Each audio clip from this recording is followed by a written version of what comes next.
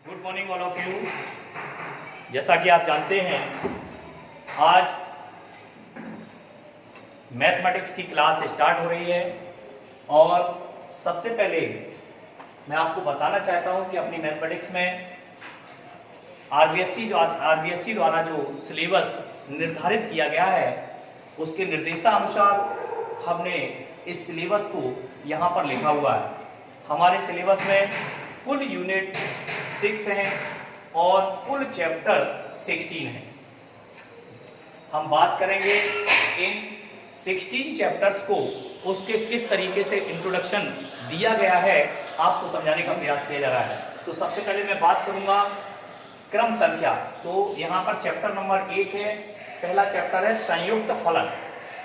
इसको हम composite function के नाम से भी जानते हैं और इसका जो अंकवार है हमारे बोर्ड के अंदर, तो इसमें 3 अंक का है। इसमें आपका जो विभाजन प्रश्न वाइज किया गया है वो 1+2 का किया गया है और इसमें प्रश्नों की संख्या है 2। नेक्स्ट चैप्टर नंबर 2 प्रतिलोम त्रिकोणमितीय फलन, इनवर्स ट्रिगोनोमेट्रिक फंक्शन और circular function, that is 4 marks. ये कितने मार्क्स का है? 4 मार्क्स का और इसको 1+3 अर्थात 2 क्वेश्चंस बोर्ड के अंदर आते हैं। नेक्स्ट बात करूंगा आव्यूह। आव्यूह को मैट्रिक्स कहते हैं और ये 3 मार्क्स का है बोर्ड के अंदर और इसको प्रश्न वाइज विभाजित किया गया 1+2। तो यहाँ पर 2 क्वेश्चन बनेंगे। नेक्स्ट बात आती है सारणिक। सारणिक 3 मार्क्स का है और ये एक ही क्वेश्चन आता है इसमें से 3 मार्क्स का। ठीक है। इसके बाद आप 5th चैप्टर पे आएंगे व्युत्क्रम आव्यूह एवं उसके रैखिक समीकरण। ये 4 मार्क्स का है और इसको 1+3 अर्थात 2 क्वेश्चंस आएंगे। नेक्स्ट हम एक बात और करेंगे 6 चैप्टर की सांतत्य एवं अवकलनीयता और इसी में दूसरा एक चैप्टर है 6 और 7। हम इसको यहाँ पर ज्वाइंट कर रहे हैं और आपको अभी बताएंगे इसके बारे में। सांतत्य एवं अवकलनीयता और अवकलज डेरिवेटिव, इसको कंटिन्यूटी एंड डिफरेंशियबिलिटी कहते हैं और ये डेरिवेटिव होता है। ठीक है। अवकलन भी कह लो, यहाँ अवकलन नाम से दिया होगा तो अवकलन लिख सकते हैं, कोई दिक्कत नहीं। अवकलन या अवकलन। तो ये 2+6 अर्थात 8 मार्क्स का है। इसमें डिवीजन जो किया गया है वो 2+6 यानी कि 2 मार्क्स का आपका सांतत्य अवकलनीयता आएगा और 6 मार्क्स का आपका बड़ा क्वेश्चन डिफरेंशिएशन से आता है। ये 2 क्वेश्चन आएंगे। नेक्स्ट चैप्टर नंबर 8 अवकलज के अनुप्रयोग, एप्लीकेशन ऑफ डेरिवेटिव। ये 6 मार्क्स का है जिसमें आपके 2 क्वेश्चन आएंगे 3+3 अर्थात 2 क्वेश्चंस होंगे। नेक्स्ट बात करूंगा समाकलन, इंटीग्रेशन और इसी में 10वां चैप्टर है निश्चित समाकलन अर्थात इंटीग्रेशन और डेफिनेट इंटीग्रेशन।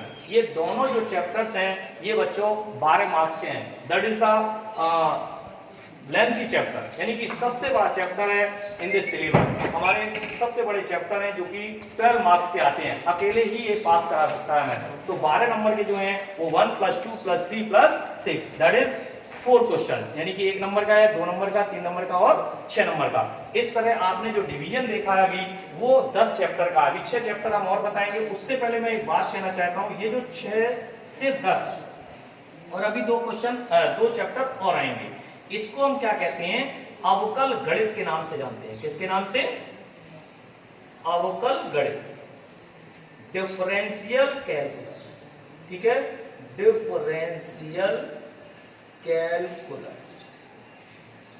इस बात को आप जान लें। 6, 7, 8, 9, 10, 11, 12 ये जो 7 चैप्टर्स हैं ये डिफरेंशियल कैलकुलस के अंतर्गत आते हैं और ये गणित की जान है। 38 मार्क्स के होने के कारण पूरे बोर्ड में यानी कि 50% का वेटेज रखते हैं और इसको आपको बहुत अच्छे से पढ़ना होगा। ठीक है, तो इतना आप नोट कर लीजिए, उसके बाद मैं आगे बताता हूँ। हाँ तो बच्चों देखें 10 चैप्टर पीछे हम बता चुके हैं आपको और निश्चित समाकलन तक। अब 11वां जो चैप्टर है अपना समाकलन के अनुप्रयोग, एप्लीकेशन ऑफ इंटीग्रेशन। ठीक है, इसके बाद आता है और ये 6 नंबर का है। कितने नंबर का है? 6 मार्क्स का। इसको 3+3 यानी कि 2 क्वेश्चंस आएंगे 3 मार्क्स के और ये हमने लिख लिए प्रश्नों की संख्या। अब आता है अगला चैप्टर है 12, क्या? अवकल समीकरण, डिफरेंशियल इक्वेशन, जिसको शॉर्ट में डीई कहते हैं और ये 6 मार्क्स का है। इसका 6 मार्क्स का ही क्वेश्चन आना है। ये पूरा एक क्वेश्चन आएगा एक। ठीक है। नेक्स्ट आता है सदिश, वेक्टर। वेक्टर आपका 7 मार्क्स का है, जिसमें 4 क्वेश्चन आते हैं, 1 + 1 + 2 + 3। देख लीजिए 7 मार्क्स का 4 क्वेश्चन आएंगे इसमें से। और नेक्स्ट आता है त्रिविमीय ज्यामिति, 3 डायमेंशनल ज्योमेट्री, अर्थात हम शॉर्टकट में उसको 3D के नाम से जानते हैं।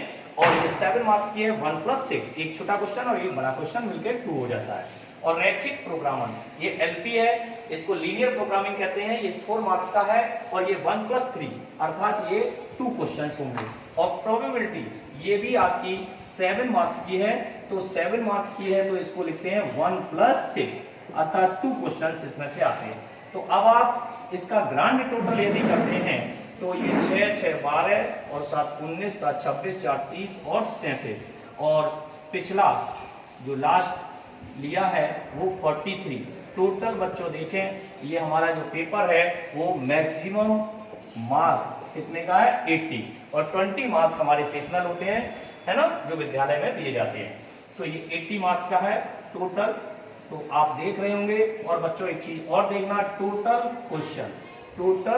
क्वेश्चन कितने आएंगे ऑफ 30, आप क्यों लेना, ये टोटल इनका 30 क्वेश्चंस होंगे। तो 30 क्वेश्चंस आते हैं, 80 मार्क्स के होते हैं। किस तरह से इनका डिवीजन किया गया है ये हमने आपको बताने का प्रयास किया है। ये तो हमारा बोर्ड के द्वारा निर्धारित सिलेबस है जो RBSC हमारी कहती है। सेम टू सेम यही आता है। अभी 2020 का पेपर हुआ नहीं है, उसको आप आराम से देख सकते हो। दूसरी बात, अब मैं आपको एक एक करके थोड़ा समझा देता हूं। जैसे हमने पहले चैप्टर की बात की है संयुक्त फलन, तो बेटा संयुक्त फलन क्या होता है, जिसमें आपने संबंध और फलन पढ़ा था, ठीक है, रिलेशन एंड फंक्शन, ये उससे कनेक्टेड चैप्टर है, ठीक है ना। चैप्टर नंबर 2 की बात करते हैं, प्रतिलोम त्रिकोणमितीय फलन, अर्थात इनवर्स ट्रिगोनोमेट्रिक फंक्शन, ITF भी बोलते हैं और सर्कुलर फंक्शन भी बोलते हैं। तो ITF के अंतर्गत आपको केवल इतना सीखने को मिलेगा जो हमने ट्रिगो फंक्शन सीखे थे, त्रिकोणमितीय अनुपात सीखे थे, उनका यहाँ पर 11th क्लास का यूज हो सकता है, इनके फंक्शंस का। बाकी यहाँ पर इनवर्स है, उसके अपोजिट ग्राफ्स होते हैं, इस तरीके से इस चैप्टर में पढ़ाया जाता है। और तीसरा जो चैप्टर है मैट्रिसेस, अर्थात आव्यूह के अंदर हम देखते हैं एक नई चीज आती है, जिसमें आपने देखा हो कि एक दुकानदार होता है, वो क्या करता है, एक व्यवस्था, अरेंजमेंट, क्या करता है, अरेंजमेंट। अगर हम सामान को किसी दुकान में क्या करते हैं, अरेंजमेंट करते हैं। अगर हम बोरों में भर के रख दें तो क्या कोई उसे देखेगा, मान लीजिए हमें सामान लेना है तो हम ऐसी तो नहीं, तो क्या करते हैं, that is the arrangement, rows and column, that is matrices, आव्यूह कहते हैं। नेक्स्ट आता है सारणिक, डिटरमिनेंट भी इसी टाइप का होता है, आव्यूह को कुछ इस तरह से या इस तरह से इन ब्रैकेट के द्वारा, और सारणिक को 2 इस पैरेलल लाइंस के द्वारा लिख दिया जाता है और इसको सॉल्व किया जा सकता है, मतलब इसकी वैल्यू फाइंड की जा सकती है और इसकी वैल्यू फाइंड नहीं की जाए। चैप्टर पढ़ाते समय सब कुछ बताऊंगा, लेकिन अभी डिस्क्राइब थोड़ा थोड़ा कर रहा हूं। इसके बाद आता है व्युत्क्रम आव्यूह और उसके रैखिक समीकरण। बात करते हैं व्युत्क्रम आव्यूह क्या होता है, तो ए जो आव्यूह दिया गया है उसका इनवर्स फाइंड करते हैं, inverse of A, adjoint of A, that is inverse matrices कहलाती है, वहां पर हम उसके रैखिक समीकरण भी लेते हैं। नेक्स्ट बात करेंगे चैप्टर नंबर 6 की, जो कि सबसे बड़ा ज्वाइंट है, मैंने आपको बता दिया था, ये 38 मार्क्स पे है टोटल। कितने चैप्टर हो गए गिन लेना, 6, 7, 8, 9, 10, 11, 12, यानी कि 7 चैप्टर्स ऑफ 38 मार्क्स, अर्थात 38 नंबर के हैं। इनको आप आराम से तैयार करें। तो हम बात कर रहे थे 6 चैप्टर की, सांतत्य एवं अवकलनीयता। सांतत्य और अवकलनीयता क्या होती है, हमने पिछले चैप्टर में यानी कि 11th क्लास, प्रीवियस क्लास के अंदर आपको लिमिट पढ़ाई है। क्या पढ़ाई है, सीमा एवं अवकलन। तो सीमा जो पढ़ी है उसी से आगे चलती है कंटिन्यूटी, सांतत्य चलता है जहां पर हम LHL, RHL और यहां पर फंक्शन का मान इक्वल कर देते हैं, तो ये कहलाता है हमारा क्या, सांतत्य कहलाता है। और डेरिवेटिव करना हो तो उसमें LHD और RHD निकालते हैं, इसको हम अवकलज कहते हैं। अगली बात करेंगे अवकलन, डिफरेंशिएशन, जैसा कि मैंने आपको वहां भी पढ़ाया है 11th क्लास के अंदर अवकलज। तो यहां पर घबराए नहीं, अवकलज, अवकलन और अवकल गुणन, that is the same thing of this, अर्थात हम तीनों को एक ही बात कहेंगे, उसमें आप कोई दो राय नहीं है, यानी कि coefficient of differential and derivative and differentiation. 12वीं क्लास के अंदर हम डिफरेंशिएशन नाम देते हैं, वो क्या है उसकी बात जानकारी देंगे। तो ddx of x power n, ddx of e के power n, ddx of log x, ddx of and any how log x, है ना, इसकी चर्चा करेंगे। नेक्स्ट बात करते हैं अवकलज के अनुप्रयोग। अवकलज के अनुप्रयोग जो होते हैं यानी कि 8th चैप्टर के अंदर, इसमें हम बहुत कुछ पढ़ेंगे। आपने पैराबोला पढ़ लिया, आपने वृत्त पढ़ लिया, आपने रेखा पढ़ ली, आपने दीर्घवृत्त पढ़ लिया, आपने अति परवलय पढ़ लिया। तो ये जो कॉनिक सेक्शन होता है, सांको परिच्छेद होता है, उसका पूरा पूरा यूज होता है। ठीक है, ये 4 प्रकार के यहाँ पर सांको परिच्छेद हैं जिसका विशेष प्रयोग इस चैप्टर में किया जाएगा 11वें चैप्टर के अंदर। मैंने आपको 11th क्लास में भी हर चैप्टर की जानकारी दी थी कि मैं इसको कनेक्ट करूंगा, तब आपको वहां पे बताया जाएगा। ठीक है बेटा, इसके बाद बात करते हैं चैप्टर नंबर 9, समाकलन।